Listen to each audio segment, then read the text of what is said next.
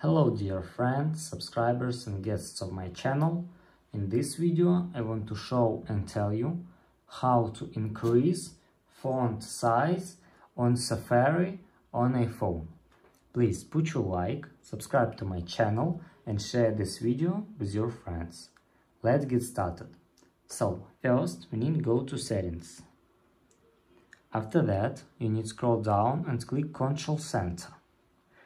And here you need to scroll down and find here text size. And here you must click on the plus. Go back and if you want to increase font size on Safari, go to Safari and here you must lower curtain and click on text button. Here click Safari only and now you can increase size of text on the Safari application. And that's all.